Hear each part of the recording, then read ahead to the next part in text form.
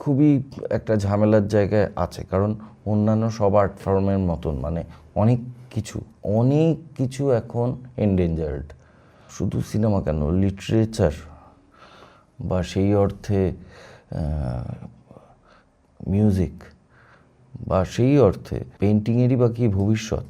কারণ আমাদের attention span যেখানে দাঁড়াচ্ছে, সেখানে মোমা বা লুভে গিয়ে আমি 2 দিন দেব, আমি ভ্যান গগের সামনে একটা দিন দেব বা মনের সামনে একটা দিন দেব, এটা খুব ঝামেলার জায়গা।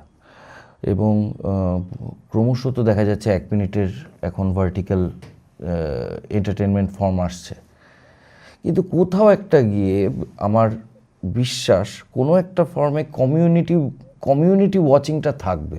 একসাথে হেসে ওঠা কোনো একটা হাসির দৃশ্যে, সেটা তো একলা দেখলে অত হাসির ছিল না, সমবেত হাসিতে আমার হাসিটা বেড়ে গেল, এইটার একটা জায়গা থাকবে। এবার আমি জানি না, সেটা হয়তো মানুষ বলবে যে যদি কমিউনিটিতে দেখতেই হয় তাহলে লাইভ আর্ট ফর্ম দেখব, আর সিনেমা দেখতে হলে আমি বাড়িতে আমার হেডফোনে আমার পাশের জন্য অন্য সিনেমা তার চয়েস মতন দেখবে, আমি আমার চয়েস মতন।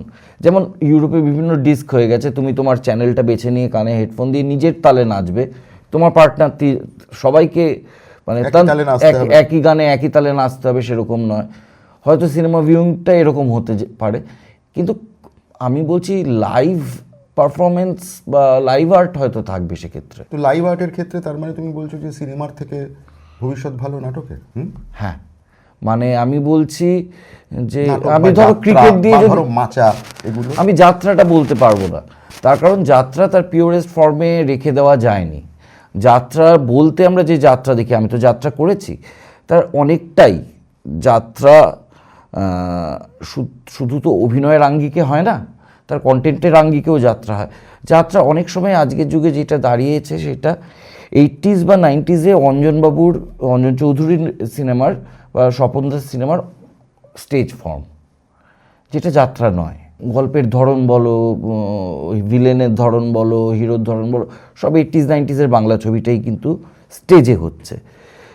এবং তাকে চ্যালেঞ্জ করছে কি, আজকে ধরো লর্ডসটাকে যদি একটা গ্রাম হিসেবে ধরি, তাহলে লর্ডসে যদি যাত্রা হয়, আমি আমার বিজয়গড় পল্লীশ্রীর থেকে উজিয়ে আসছি হেঁটে, শীতের মধ্যে হেঁটে মাঠের মধ্যে 3 ঘন্টা বসে যাত্রা দেখছি।